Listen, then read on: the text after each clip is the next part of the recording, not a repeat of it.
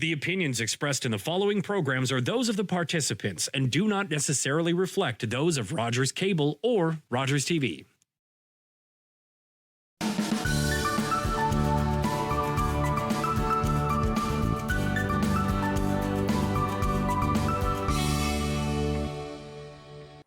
Hello, everyone. Welcome back to another episode of At the Heart of Business, a conversation with women in business discussing their challenges and successes. I'm your host, Judith Tate, and I'd like to welcome my first guest today, Irismar Lawrence, owner and founder of Irismar Wellness and Life Coaching. Thank you for having me, Judith. Thank you so much for being here. So, okay, you've been on the show before, so tell me what's gone on, what's changed in your business? I know you've got a lot of good stuff going on.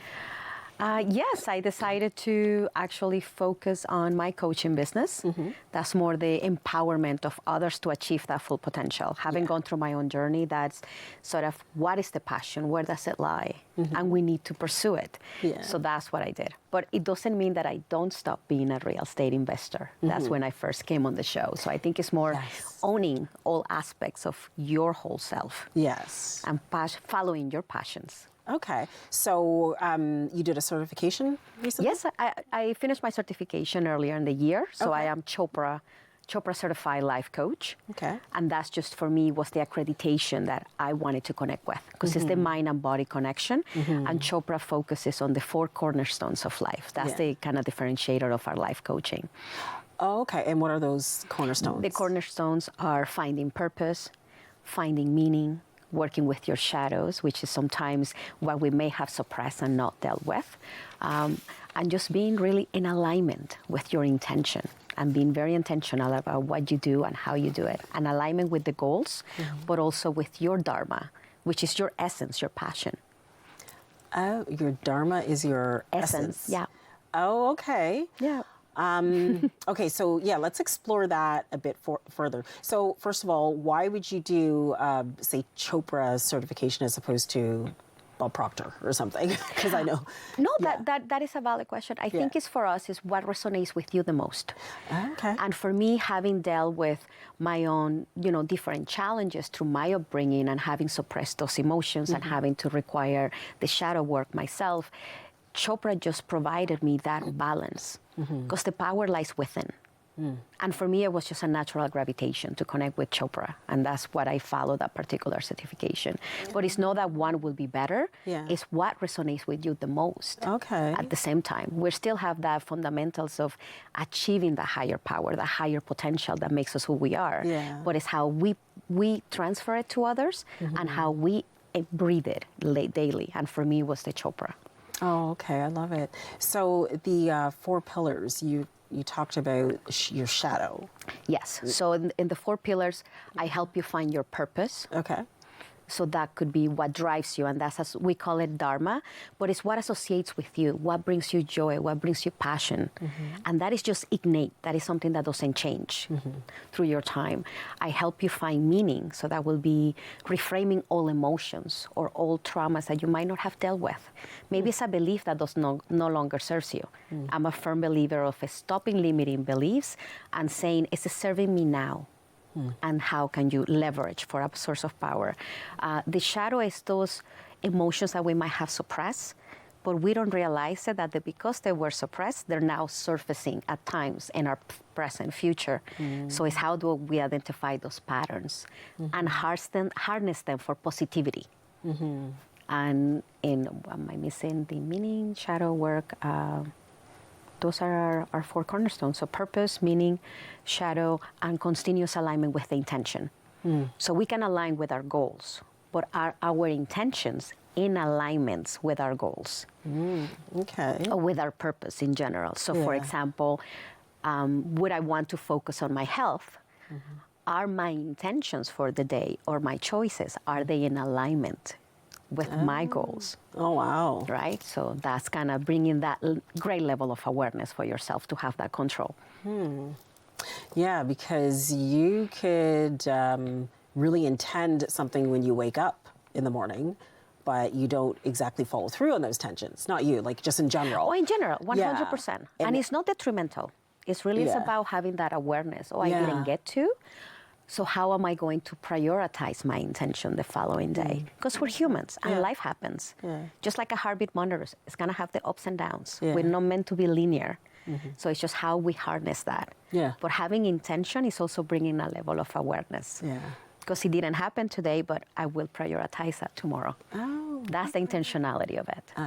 In a very simple term, but it's very unique for each individual. Because as a coach, I will meet you where you are, and your intention and your goals are way different than the next client or myself. Okay, so why did you go into this this coaching? Because there's a lot of coaches. What is it that you offer that's unique or different compared to other coaches? I would say my uniqueness comes to really embracing the fact that we carry biases and limiting beliefs that we haven't necessarily addressed them. They just become dismissed or suppressed. So I help you really eliminate those beliefs, embrace the power within, and harness it to achieve your full potential. But without doing the work, they wouldn't realize it. So you might feel, I've been doing this job for a long time, I like it, I'm very confident at doing it, but something's missing. I just don't feel my whole self. Then we might need to do a little bit of work, because somewhere we were in unalignment, we went unbalanced. And sometimes it's because we need to address those emotions that we might have either suppressed to propel those forward. Okay. And how do you work with business owners then when it comes to, say, their strengths and weaknesses and just embracing who they are so that they can build a strong business? Well, without the foundation, behind every single business, there is the human aspect. It is the person having that drive. So are you really in a level of self-awareness that you're not getting so caught up into the performance and the drive that you neglect yourself? Because at the end of the day, our business will be a reflection and an extension of ourselves. True. Right? And even if the more that we grow an organization, then that will be a reflection of our employees. Right? We lead by example. And we want to make sure that you get to address that. You know, it's good to have a good level of stress, but understanding that it's not detrimental. Because we sometimes drive and perform at that peak of performance in that stress level, but it's understanding that it's not detrimental. It's not taking me far beyond. Okay. As far as finding that balance, how do you help people to find that balance, or specifically businesses or entrepreneurs, between just life and their business and managing their families? How do you help them that way? I help them by bringing a new level of awareness to them, where they are and where is their focus. Their focus is not going to change, but it's how are you nurturing those pieces. For example, recently I had a conversation with an entrepreneur. We're talking about his children and how they play basketball and they go to the games, but he's prepping because his busiest season is coming. So the question is, how are you going to be present? Because that's what the child requires. Well, I got to respond to my clients. Well, if you're going to be at the game, you cannot be at the phone. You got to be present. Because when the game is finished and you are in that way home, in that transit, you'll be like, oh my God, did you see that pass that? Did I do this? I did that. That's how you become present, but it's become intentional. It doesn't mean you're neglecting your business. You just put a pause. And again, it's, when I say level of awareness, you start creating boundaries. And you respect those boundaries, because we need to respect them first in order for them to work. So for him, it was, I'm going to work all the way up to that point, pause, and then after we get home, if I need to respond to the next client or et cetera, or work on the business, then I'll do that. But it's being very intentional in the moments that are precious or moments that matter. And in that case, he was able to nurture both the family and the connection as well as the business. But you got to have those clear boundaries. And sometimes we just lose sight. Because that is our bread and butter. That's what pays the bills. But we don't want to miss on those pressure moments. That's very true. And when you really think about it, there's rarely anything that is so urgent, unless you know that there's something going on that you really, really need to respond to. There's really anything in business that's like life and death. And, where you can't just, put your phone away and enjoy the basketball game for, I don't know, an hour, however long it lasts.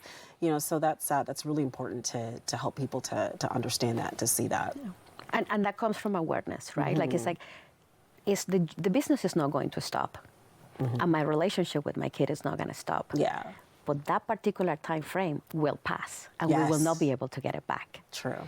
So it's about having that intentionality of, I want to be present, and being present is being fully present. No, oh, well, I'm here, but I'm thinking about the email that I didn't reply, or I'm thinking about that solution I didn't get to. Yeah. I'm going to work on that later. Yeah, that's really good. Even for just in your regular workday. I know for me, what I do is my phone is on do not disturb pretty much the whole day when I'm working, because it goes off constantly. And also, I think it's really important to not always be answering the phone, like say friends that are calling you in the middle of the day. It's just like, I'm busy.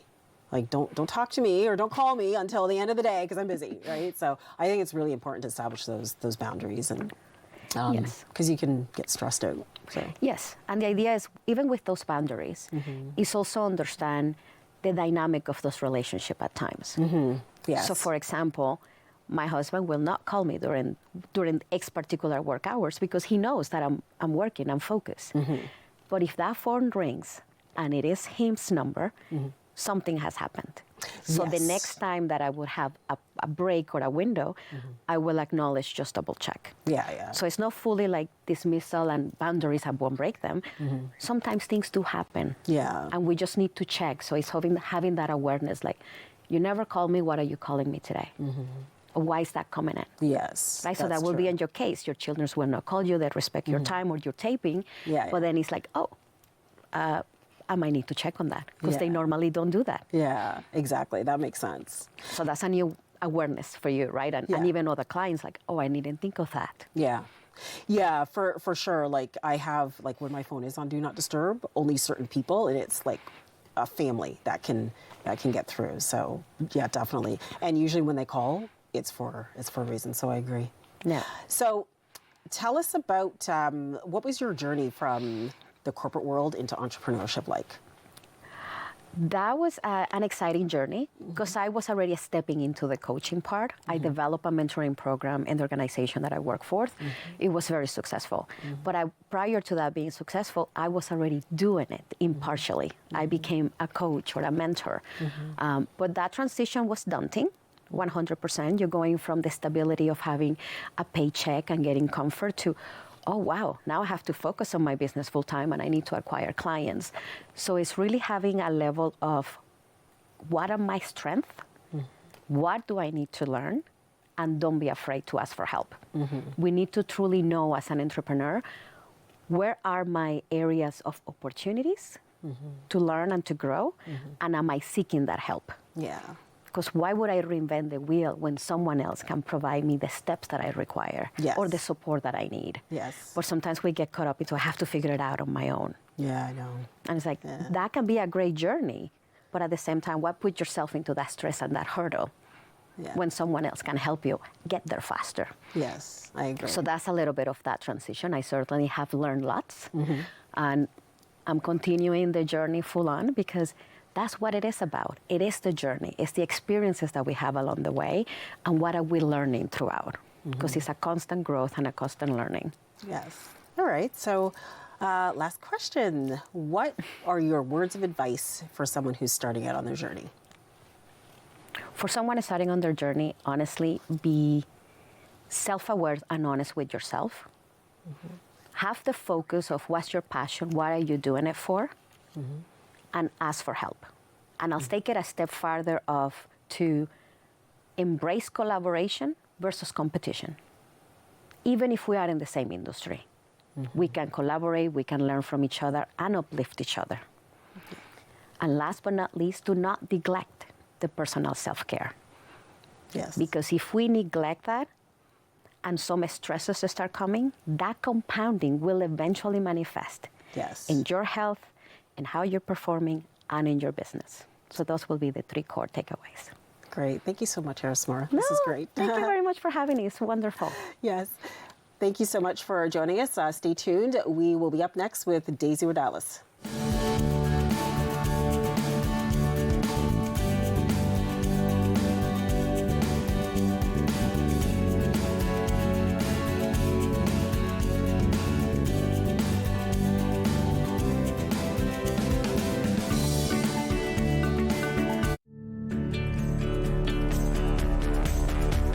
This program is brought to you by Rogers Xfinity, connecting you to more of what you love. Visit Rogers.com for more details. For 25 years, you've been helping to make our roads safer by doing the right thing. You've been the designated driver, you've stayed over, called home, you've called a cab or a friend, and planned ahead. Let's keep doing the right thing. Support sober driving by getting yourself and your friends home safely. Do the right thing. Visit ArriveAlive.org to find out more. Arrive Alive. Drive sober. This is Rogers TV.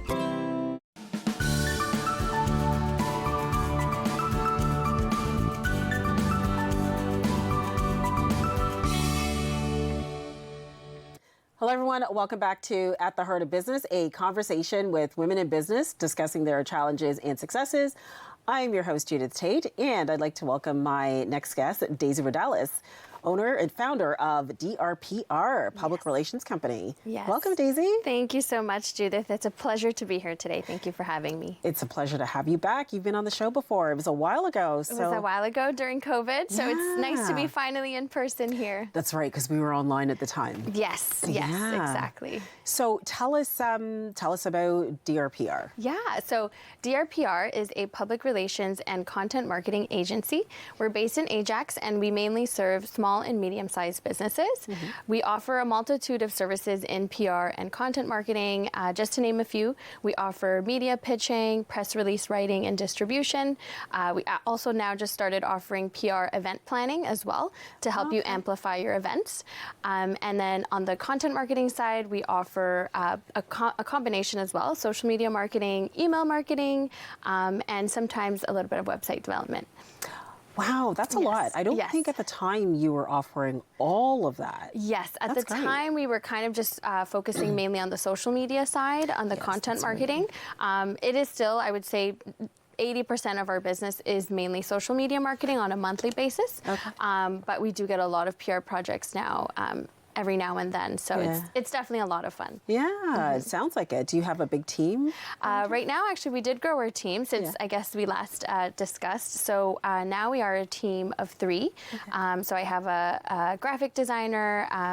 I also have a video editor, so she does all the video edits for social media, and then I handle a lot of the PR projects. Oh, okay. Yes. That sounds like a lot of fun. Yes, it is so much fun, and we're all women too, Yeah. so we definitely have a blast together. Oh, that's so good. Yes. So recently, I think you were a nominee for the Peter Perry Awards. I was actually, yes. Thank you. I was Yeah. this year for the Entrepreneur of the Year, Todd Okay. Skinner Entrepreneur of the Year. Actually, it was a blast.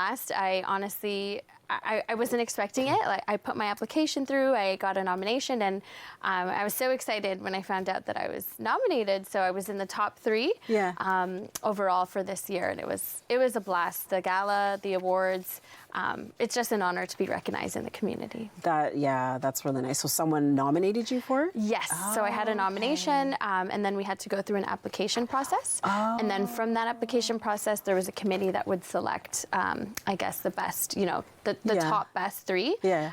So I was able to actually get, a little certificate Yeah. Oh, with, good. the recognition. So it was a blast. That is really nice to know that you are being recognized for your work. Definitely. Because sometimes being an entrepreneur, it can be very lonely. Yes. And you feel that, am I having an impact? Does anyone even know I'm here? So Definitely. that's really nice. Yeah, and it's been a while since we've grown. Like, I would say we've been in Durham now for 4 years. But even just looking back and reflecting at, where we were at the beginning to now, with our team growing, with how many services we're offering, really it's just a passion of mine to support Yeah. entrepreneurs Yeah. and to help them also realize, public relations is a method of marketing in a way that they can utilize for their business. Yeah. And a lot of, I would say, businesses, especially small business owners, they think that PR is something that only a large company or corporation can do, or that you need a specific budget for it. But the truth is, any business can benefit from PR. But really, it's just the means of helping you get recognition and press, and that credibility for your business. So where are the different, like for the PR part or Yes. media pitches, like where do you do that, or Yes. who do you try to get your clients in front of? Yeah, so I would say it definitely differs based on industry and based on company.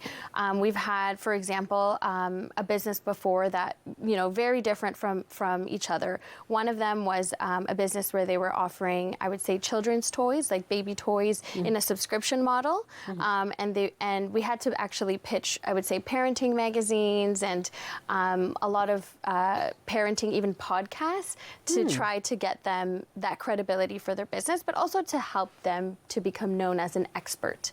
A lot of their toys were actually Montessori inspired, so they helped with the growth and development of the children. So it was a very unique kind of business. And, we've done other pitches where it's completely different. Where we're writing press releases all the time for different companies. We've worked with mortgage investment corporations. We've worked with, right now we're working with an immigration company. We've worked with even nonprofits, just helping them to build awareness, when they have specific announcements as well. Yeah. Oh, okay. Yeah. Wow, that's Yeah. pretty cool. Yeah, it's really interesting. And it's a lot of fun to really explore more about these industries and Yeah. how they're also changing their landscape. Yeah. Okay. So why is it important for businesses to have that exposure, or to even work with a marketing company? Yeah, that's a great question. So I would say, nowadays with, the growth of online marketing and the growth of just, technology, it's crucial for every business to be found and seen online. Of course, there is, I would say, our business actually goes through a trajectory when we market our business. So we first start with our branding process, where we get our brand, our logo, we kind of understand our identity. We then kind of move into the more of the online marketing space, where we get a website done. We want to be found and seen online, even just through keywords. You then might dig into more, I would say, marketing such as SEO and social media. And then I'm actually kind of your last step. So once you've done all the three things, branding, you have your website, you kind of are beginning to market yourself, then I would actually come into place. And our company will actually help you with that monthly marketing through social media. And then we'll also help you take it a step further by pitching your brand to magazines and to media, so that you can actually become known as a credible business. Oh, okay. Yes. So do you evaluate businesses and maybe reach out to them and just suggest that, maybe this is something you can try? Because I would think that a lot of business owners, a lot of entrepreneurs, they don't really do all those steps Yes. that you mentioned. I would say they definitely, and I think because PR is still something that a lot of businesses are exploring, it's something that they may not necessarily know is there for them. So that's a great question. I would say it varies based on service, and it definitely is based on what is going on in their business. When I do communicate with any business, I kind of evaluate what's going on in their company. So we'll actually send a questionnaire, or we'll do a one-to-one, really just to figure out, do you have any specific announcements coming up? Do you have a milestone? Are you celebrating, let's say, an achievement, like an award? Are you, expanding? Are you growing your team? There could be so many things going on in their business. So once we've evaluated that, we actually can right away suggest, hey, a press release might actually be a great method for you, because we can write a press release, and we have a newswire service we use that's called Globe Newswire that allows us to actually target news outlets all across the world. So we can target based on city, and we can target based on country. So once we write the press release, we can actually send it out. Let's say if we click on Toronto, we can send it out to all the major news channels that are in Toronto.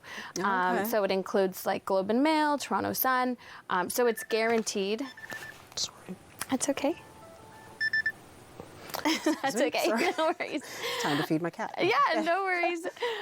So it is guaranteed news coverage every time, which is fantastic, because a lot of small businesses, that's what they want. They just want to know that their business is going to be seen and heard and found and become known as a credible business. So this is a really great way for a business to gain credibility, and it's actually a lot, I would say, less costly than advertising because you really just pay the newswire service based on the city that you're targeting. Oh, Yes. okay. Yeah. Interesting. I feel like we could explore this all day. But We could. yeah. I could talk about it all day. So, what was it like to start your business during COVID? Yes. So that's a great question. I did start right in the brink of COVID. I actually started freelancing. So I used to work downtown at an agency, worked in corporate as well before, and I got laid off actually after COVID. So that's when I was exploring where to kind of move forward. And I just started freelancing in that time while I was applying for jobs because I thought, we need to make ends meet. And I love what I do. So I just started reaching out, and I actually started off just working with a couple family friends who started their own businesses. One of them actually had a brick and mortar. So they really needed everything marketing related, like, even posters, graphic design work, social media, PR. So we pretty much got them up from the ground up. And after that experience, I loved it. And I said, this is, I think, something I want to continue to do. So my journey actually was that it was hard to get a position during COVID because of obviously everything that was going on. And then I actually got connected with BACD, which is the business center in Durham. I actually ended up working with Teresa as well and with the team in their digital Main Street team. Oh, okay. Yes, to promote it was a digital marketing grant. Yeah. But during that time, I actually got a lot of inspiration from Teresa and from the team, and they kept encouraging me to start a business. Good. Yes. So once I took the plunge, it was the best decision ever. Oh, good. Yeah, Teresa's awesome. She's and amazing. the team at BCD is awesome. That's how I started in business many years Really? ago. Wow. I went there and I was just looking like, okay, this is when I had the dog walking business that I sold back in the spring. I was like, Yes. how do I start? I had no idea, and they were amazing. Amazing. Yeah. Honestly, I recommend to anyone that lives Yeah. in Durham region, get the mentorship, get the support, Yes. the resources. It's all there for you. And, their team is amazing. They're there to support you every step of the way. So that's incredible. Yes. So what is the most effective business strategy that you've used in your business? Yes. For our growth, you would say, or just in general? Just in general. Okay. That's a great question. So I would definitely say, to market your business successfully, it does take a multitude of things. I would say it doesn't just take one set marketing tactic. It would be a multitude of things for your business. I would say your consistency in marketing your business is crucial, though. That is number one. So every month, whether it's you doing social media every single week, whether it's you hiring an SEO expert to kind of keep you at the top of search engines, whether it's, you even just sending out newsletters every month. All of these things are great tactics to help you grow. Yeah. And I would say to anyone, just keep, the consistency going because you Yeah. will see the results. Okay, that's great. Yes. Well, thank you so much, Daisy. No problem. That's great. I'm just Thank so you, happy too. for all your success. Thank and, you. I just look forward to watching you continue to grow. Thank you so Yes. much, Judith. And I admire what you're doing as well. And Oh, just thank being on your you. show is incredible. Oh, So thank you. Thank you. Awesome. And thanks so much for watching. We'll see you next time on another episode of At the Heart of Business.